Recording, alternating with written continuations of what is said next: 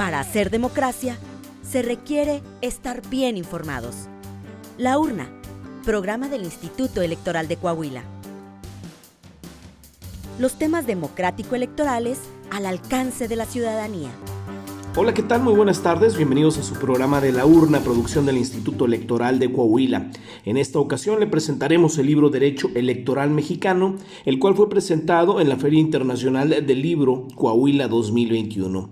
Quedan con ustedes el consejero electoral, el maestro Juan Carlos Cisneros Ruiz, la doctora Sandra Luz Rodríguez Wong, presidenta del Tribunal de Justicia Administrativa de Coahuila, y el propio autor del libro, el doctor César Iván Astudillo Reyes. Protagonistas de la vida democrática de Coahuila y de México en comunicación directa con usted. La entrevista. Un primer comentario sería que la lectura de este libro es altamente interesante y enriquecedora, pues su contenido se sustenta en el amplio y especializado conocimiento de su autor en materias de derecho constitucional, ciencia política y derecho electoral, tanto en México como en España. Su contenido se despliega en 9 capítulos y expone en términos muy claros y sencillos una secuencia muy ordenada con referencia al contexto histórico, político y social de las causas y de los personajes que son protagonistas de los acontecimientos y los cambios de orden institucional, legal, político, electoral, y que el autor trata con un gran conocimiento. El primer capítulo del libro, denominado Derecho Electoral en Perspectiva Histórica, se secciona en 4 apartados. En el primero de ellos se refiere a las primeras décadas posteriores a la promulgación de la independencia de México de 1821, señalando que fue un periodo convulsivo que concluye en el año de 1876, con una endeble estabilidad constitucional que propicia el inicio de una dictadura militar. Posteriormente, como la mayoría de nosotros sabemos, en el segundo punto o en la segunda sección nos habla de la dictadura de Porfirio Díaz, que comprende un periodo que inicia desde el año de 1877 y concluye en 1911, con referencia a los acontecimientos más relevantes que ocurrieron en ese periodo y las causas que obviamente motivaron su fin. En el tercer apartado nos habla del Partido Nacional Antirreeleccionista y de las leyes electorales durante la Revolución Mexicana, sobre lo cual se hace referencia a lo relacionado con la constitución de dicho partido a principios de 1910, como a que en el periodo comprendido de 1910 a 1920 se expidieron o estuvieron vigentes 4 leyes electorales expedidas en 1911, 1916, 1917 y 1918. En el cuarto apartado nos señala que a 71 años del partido hegemónico a partir de la fundación del Partido Nacional Revolucionario en 1929, nos habla de su transformación en el Partido de la Revolución Mexicana de 1938 y la sustitución de este por el Partido Revolucionario Institucional en 1946. Con referencia de las condiciones de esta hegemonía y de las consecuencias relacionadas con esta situación, entre las que se señalan la emergencia del pluralismo, la caída de las elecciones de 1988, la rebelión del Ejército Zapatista de 1994 y la alternancia presidencial en el año 2000. En el segundo capítulo, que denomina 4 generaciones, que me parece sumamente interesante el que se haya denominado de esta manera y que es una forma muy didáctica para poder entrar en el entendimiento de cuáles fueron las reformas electorales, de cuáles fueron las reformas realmente electorales y que las agrupa precisamente por generaciones según la finalidad que cada una de las reformas busca alcanzar. Entonces, partiendo de esa consideración con relación a las reformas electorales realizadas a partir de 1963, se distinguen 4 generaciones de reformas electorales, las cuales se identifican de la siguiente manera. La primera generación, que es cuya finalidad fue el desarrollo y el fortalecimiento del pluralismo político. La segunda generación, que tuvo como finalidad la configuración de una función de Estado para atender lo electoral a través de instituciones autónomas y totalmente independientes. La tercera generación, en la que se orientaron al establecimiento de paridad de condiciones para que la competencia política se desarrollara en forma equitativa, y la cuarta generación, cuya finalidad fue la nacionalización de la función electoral mediante el nuevo modelo de organización electoral. En el capítulo tercero, denominado de los derechos político-electorales, se analiza y se comenta lo relativo a los derechos y a las libertades que se conocen a favor de todas las personas, entre las cuales incluye los que permiten su participación en los asuntos públicos del país. Al respecto, se reconoce la conveniencia de hacer una distinción entre los derechos políticos y los derechos político-electorales, que pocas veces entendemos y que me parece muy clara la distinción que hace el autor en este tema. Por lo que se hace una precisión separada de una y otra, con una explicación clara del significado y del alcance de cada una de ellas. En esta forma se clasifican como derechos políticos la libertad de expresión, el acceso a la información, el derecho de petición, el derecho de réplica, el derecho al desempeño de un empleo, cargo o comisión, y el derecho también de iniciar leyes. La clasificación de los derechos político-electorales incluyen como tales el derecho al sufragio pasivo, que comprende los derechos a ser registrado, a ser votado, de acceso y desempeño del cargo, de permanecer en el cargo, de la remuneración del cargo, del derecho a una candidatura independiente, a una asociación política, y que comprende los derechos también a constituir un partido político y a la afiliación política, que obviamente son temas que todos traemos en el contexto general político actual del país. El derecho a participar en las consultas populares, lo que vemos de manera muy reciente, el derecho a participar en procesos de revocación de mandato, de derecho a postulación paritaria y derechos de personas indígenas, por lo que me parece este capítulo también de sumo interés y de mucha actualidad. Aunque fuera de la cámara, platicaba el autor hace unos momentos que le falta actualizar al libro. Y yo, de los comentarios que no le hice fuera de cámara, le dije, pues creo que en realidad el libro está sumamente actualizado por los temas que aborda en este capítulo. En el capítulo cuarto, el autor se refiere a uno de los componentes más importantes del sistema electoral mexicano, los partidos políticos. A este respecto, hace una exposición sobre la relevancia de los partidos y trata lo relativo a la evolución que tuvo el régimen jurídico de estas agrupaciones, cuyo resultado más actual es la Ley General de Partidos Políticos del 2014. Asimismo, en este apartado del autor se refiere de manera pormenorizada al proceso de constitución y registro de los partidos políticos, y trata lo relacionado con los tiempos en que dicho proceso inicia, los requisitos indispensables para la constitución de los partidos políticos, el proceso de pérdida de registro, de liquidación de dichos órganos políticos, cuando en una elección no se hayan obtenido el porcentaje de la votación establecido en la ley, las prerrogativas que tienen, a que tienen derecho los partidos políticos para realizar sus actividades ordinarias, permanentes y específicas, los tipos de alianza política que pueden realizar estos órganos y las figuras de agrupación y asociación política.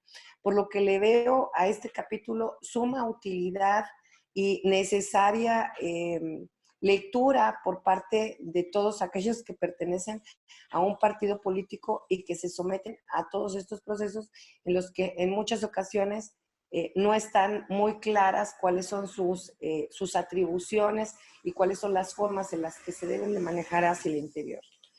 En el capítulo quinto se trata lo relativo a los procesos de elección de los poderes legislativo, ejecutivo, federal y estatales, así como de ayuntamientos municipales, precisándose cómo se integra cada uno de ellos y las fórmulas para la asignación de los cargos establecidos por representación proporcional en los poderes legislativos y los ayuntamientos, que pocas veces entendemos desde la lectura de la propia ley. Entonces creo que es sumamente importante y además clara la forma en la que el autor en este apartado se refiere al tema de las fórmulas para la asignación de cargos públicos. En este apartado también se trata lo relativo a los requisitos que se deben de cumplir para desempeñar los cargos, que corresponden tanto a poderes legislativo, ejecutivo y ayuntamientos, y particularmente lo que se refiere a la prolongación de la duración de los cargos a través de la figura ahora que conocemos de la reelección. En el capítulo 6 se hace un análisis comparativo de los modelos de administración de las elecciones, de justicia electoral y de la persecución de los delitos electorales que se observan en diversos países y en México. En este contexto y explicado desde la visión de diversas funciones del sistema electoral mexicano, también se reseñan los sucesos históricos que derivaron de la transición de los máximos órganos electorales en México, en los que se hace referencia a la Comisión Federal Electoral, dependiente de la Secretaría de Gobernación, al Instituto Electoral y finalmente al Instituto Nacional Electoral. En este capítulo también se trata lo relativo a las características de la función electoral mexicana, sobre lo cual se señala que a partir de una reforma constitucional en materia electoral de 1990, quedaron perfiladas las características definitorias del modelo organizacional electoral que se pretendía instaurar en México. De igual forma, conforme a esas características, la organización de las elecciones debía de ser, en principio, una función estatal, así como la función técnica, autónoma, independiente, descentralizada y guiada por principios constitucionales, lo cual se explica y comenta ampliamente el autor en el apartado que se trata. En el capítulo 7 del compendio se aborda lo relativo a la estructura, método y designación de los integrantes y de las funciones de los diversos órganos del INE y de las OPLES, lo que se denomina en la siguiente forma: el Consejo General, la Secretaría Ejecutiva, las direcciones ejecutivas, las unidades técnicas, las juntas y los consejos locales, distritales y municipales de dichos órganos electorales, hasta finalmente llegar a la mesa directiva de casilla, que me parece muy amplio la forma en la que el autor lo aborda. El capítulo 8 está dedicado al tema de la justicia electoral, sobre la cual se hace una descripción de los distintos modelos que han existido en nuestro país y de los grandes cambios que tuvieron hasta llegar al momento en el que el máximo órgano jurisdiccional electoral deja de ser un organismo autónomo y pasa al Poder Judicial de la Federación. Asimismo, se hace referencia a los cambios en el método de designación de las y los magistrados electorales de los tribunales electorales locales y de la facultad de la Cámara de Senadores para la aprobación de estos nombramientos. En este segmento también se da cuenta de los diversos medios de impugnación en materia electoral y de manera clara se precisa la procedencia de cada uno de ellos ante los diversos actos que se realizan en materia electoral, sobre lo cual se advierte que el autor hace énfasis en lo relativo al origen del juicio para la protección de los derechos político-electorales del ciudadano, pues que están muy de moda. Finalmente, en el capítulo 9, el autor nos da una visión amplia y detallada de cada una de las fases del proceso electoral a partir de los actos previos a la elección y hasta concluir con el dictamen y la declaración de validez de la elección, explicando de manera cronológica dichas fases y abarcando aspectos relacionados con la propaganda electoral y gubernamental, la ubicación de casillas, la designación de funcionarios, las encuestas, los sondeos y todos los aspectos que involucran este tema. Concluyo estos comentarios expresando mi reconocimiento al doctor César Astudillo por la alta calidad del libro que hoy nos ha presentado y en el que se refleja y nos transmite su amplio y profundo conocimiento en derecho electoral mexicano. En la introducción del libro, el autor señala y expresa que lo escribe como un ejercicio con fines pedagógicos. Y tengo al día de hoy, gracias a la lectura y a la invitación por parte del Instituto Electoral de Coahuila, de que esta obra cumple con ese propósito. No soy experta en derecho electoral, por razón de la formación que tengo y de las actividades que desarrollé en su momento como consejera jurídica, fue mi deber revisar y atender los asuntos relacionados con la materia electoral. Sin embargo, ahora la lectura del libro me permitió dar cuenta de que la obra cubre con las características de un libro que es posible llevar como un libro de texto en las licenciaturas en Derecho o en las escuchaba al consejero al inicio de esta plática que al día de hoy, por ejemplo, en Coahuila no está la materia como tal, sino que es optativa, pero que este libro es un libro que cubre las características de un libro de texto para llevar en la materia optativa, como es el derecho electoral o lo que es en la Facultad de Derecho, que es de la Universidad Autónoma de Coahuila. Creo que es una obra valiosa que cumple plenamente con los propósitos con los que fue concebida este libro, que es una valiosa fuente de estudio y de consulta para servidores públicos, para aquellos que desean concursar, para partidos políticos, para estudiantes de derecho y para cualquier persona. Que lo comprende muchos datos muy interesantes y muy históricos en un solo documento y que vienen realmente los temas relevantes del desarrollo político electoral en nuestro país. Por ello, quiero hacer una invitación general para que se adquiera la obra, ya que los temas tratados son de gran actualidad e interés, y que el conocimiento de los mismos nos puede llevar a la toma de conciencia y a la reflexión sobre la importancia del marco legal con instituciones que garanticen la celebración de elecciones libres y la consolidación de la democracia en nuestro país. Muchísimas gracias.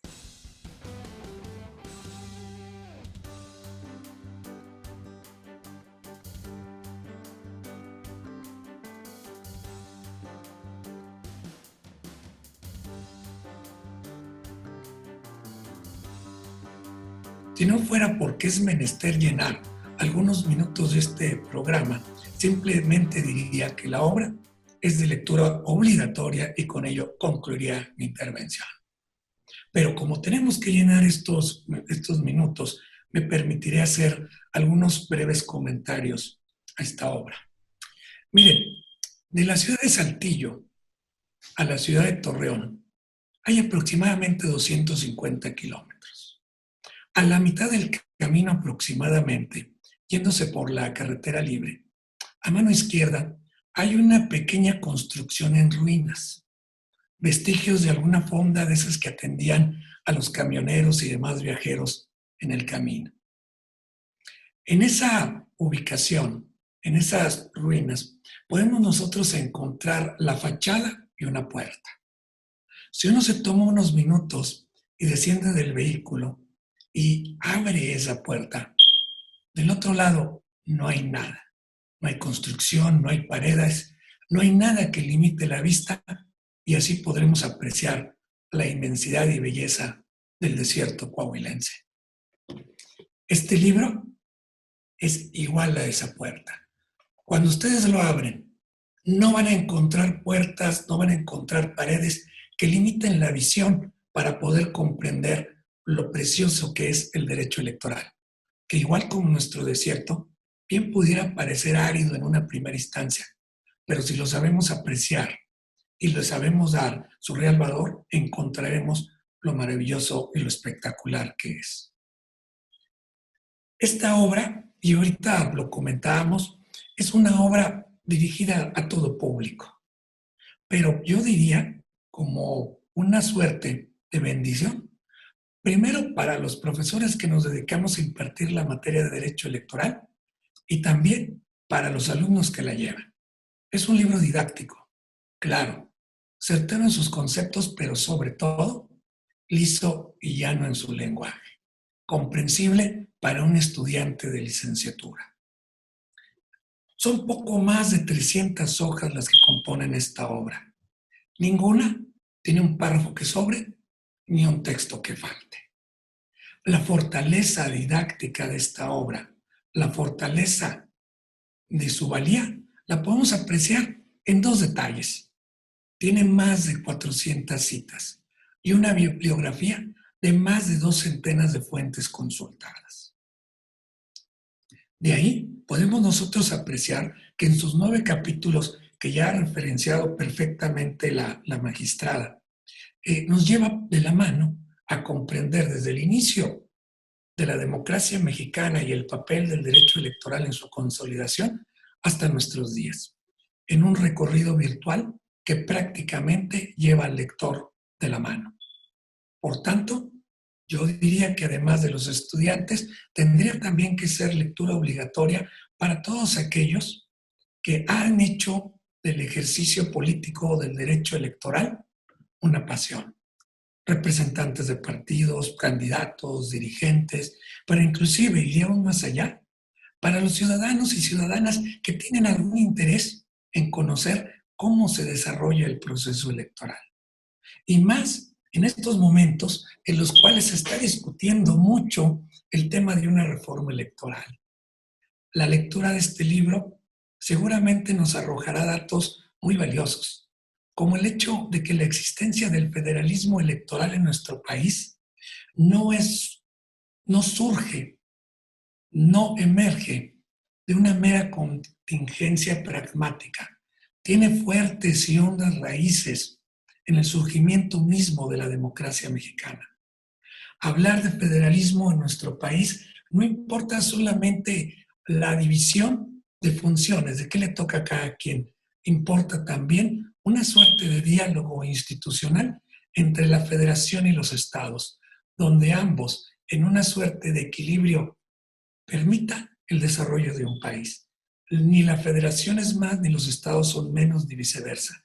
Ambos, iguales de importantes, coexisten en una suerte de tiempo y de lugar que nos hace un país único y fuerte en el mundo. Es más, y esto lo sabe perfectamente el doctor Astudillo, que ha recorrido gran parte de América platicando y dialogando con sus pares académicos en esas partes del mundo. El sistema electoral mexicano es ejemplo a nivel continental y yo me atrevería a decir inclusive mundial, de buenas prácticas que se han logrado extender, sobre todo entendidas como prácticas que han surgido de un instituto nacional electoral, antes Instituto Federal Electoral, y de organismos públicos locales electorales que han abonado muchísimo a la democracia de este país. Por ende, la lectura del libro es buena, excelente, magnífica. Lo único que yo podría agregar, y ya lo dijo también la magistrada y lo comentábamos antes de entrar a esta sala para poder dialogar de este libro, como siempre el derecho electoral está en constante evolución y siempre hay que actualizarlo. Pero estoy seguro que la parte que venga más adelante, sobre todo ahora que ya tenemos algunas leyes reglamentarias en materia como la revocación de mandato y otras de consulta popular, seguramente vendrán otros textos que habrán de actualizar el libro que hoy nos ocupa, pero que por lo pronto, así como está, es una obra necesaria, imperdible, y yo diría que más que un gasto va a ser una inversión para todos aquellos que quieran conocer más del derecho electoral. Miren ustedes, amigas, amigos, el doctor César Astudillo es un jurista de alto impacto. Cuando digo alto impacto es que no solamente lo conocemos los abogados, sino también lo conoce gran parte de la sociedad interesada en los temas públicos. Es una persona que da sus opiniones claras, sencillas, concretas. Es un estudioso del derecho. Y además lo hace. Si han leído sus obras, si esta es la primera, les recomiendo otras. Ahorita tiene una por ahí también en promoción, en difusión sobre derecho penal electoral, muy interesante también. Y en todas aborda con gran esmero, sabiduría y precisión los temas. Y nos hace recordar el valor de la ciencia jurídica, desde ese espacio particular que tiene como un medio fuerte, consolidado de interpretación social. Y sobre todo porque el doctor Astudillo entiende que el derecho no es un mero conjunto de normas, sino que tiene una gran misión histórica de catalizador de la justicia social. Como bien leyó ahorita nuestro amigo Guillermo, tengo por ahí alguna especialidad en mercadotecnia electoral, y parte de la mercadotecnia es invitar al pueblo, pues, a vender y a comprar. Yo los invito a que compren este libro. Yo los exhorto de la mejor manera, porque al final del día, si eres un estudiante que nos estás escuchando y estás haciendo ya tu pequeña biblioteca, que es muy importante que la tengamos, aún en esta época digital es muy importante tener el libro físico. Estos son de los libros que yo creo que hay que tenerlos, de los 20 o 30 libros básicos, uno por cada materia que vemos, este derecho electoral, son de los que deberíamos de tener en nuestra biblioteca. Así sea una biblioteca pequeñita, pero muy sustanciosa. Concluyo como inicié esta presentación, afirmando que este libro es de lectura rápida por la claridad de su exposición, pero de olvido lento por la profundidad de sus conceptos, que nos permite comprender que nuestra democracia, sí, esta democracia que vivimos, es un tejido compasado, producto de la vivencia colectiva de esta sociedad mexicana, y que les puedo asegurar que hoy está más viva que nunca. Muchas gracias, doctora Astudillo, por compartirnos este libro, que estoy seguro será de mucha utilidad para todos. Muchas gracias. Aquí cierro mi intervención. Me siento realmente honrado por las generosísimas intervenciones que han hecho tanto la magistrada Sandra Luz Rodríguez como el consejero o Juan Carlos Cisneros. De verdad que el acento que han puesto en cada una de las líneas estructurales del libro, así como de las notas generales que acompañan a la obra, han sido realmente demasiado generosas por su parte, lo cual de verdad les agradezco. Lo cierto es que, como ambos han dicho, la vocación que tiene este libro es una vocación eminentemente pedagógica. ¿Por qué? Porque lo escribí pensando en los que se están acercando por vez primera a la materia electoral. Sabemos que la materia electoral, por toda la evolución que tiene a partir de las generaciones sobre las cuales ya enfatizó la magistrada Rodríguez, tiene larga data en nuestro país. Incluso ahora que estoy escribiendo un capítulo que probablemente salga en una nueva edición, en la segunda edición de este libro, el capítulo de delitos electorales. Bueno, los delitos electorales también están previstos y los encontramos desde el siglo XIX en el derecho constitucional y penal de nuestro país. Lo cierto es que con toda esta evolución en constante cambio, en constante actualización, lo cierto es que se requería, y en constante especialización también, se requería una obra, y al menos así la pensé, que tuviera esa capacidad de, uno, ser sintética, porque lo cierto es que con todo lo que se ha escrito en materia electoral,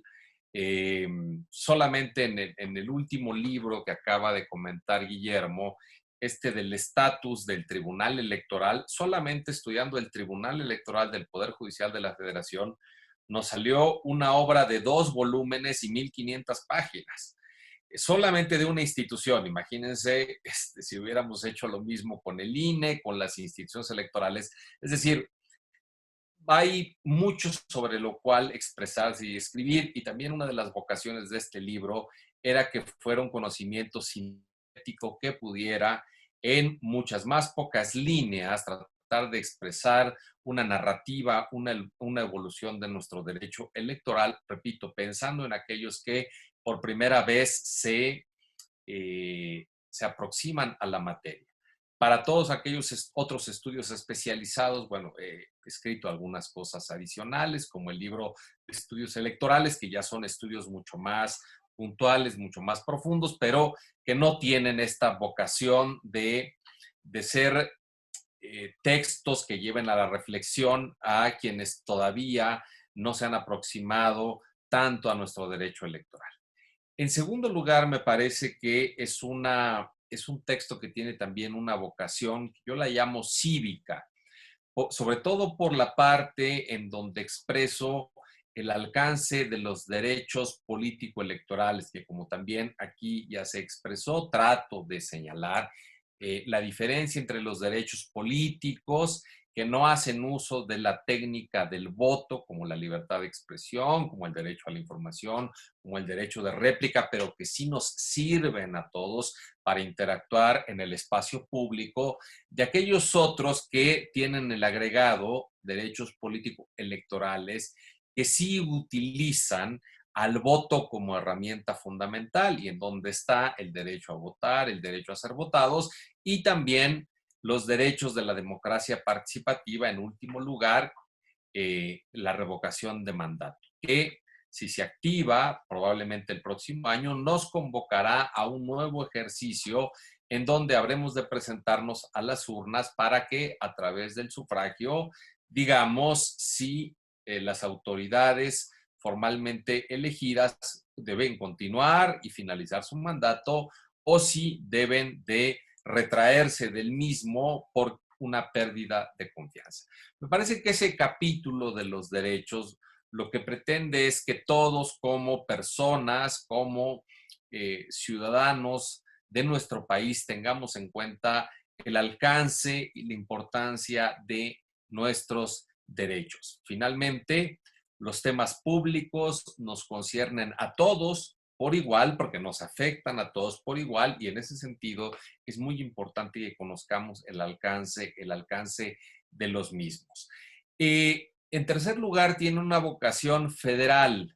Lo cierto es que este no es un libro que trate de estudiar únicamente lo que hace el INE, lo que hace el Tribunal Electoral del Poder Judicial de la Federación, sino que también trata de señalar lo que hacen las instituciones electorales en el contexto de un Estado federal como el de nuestra República.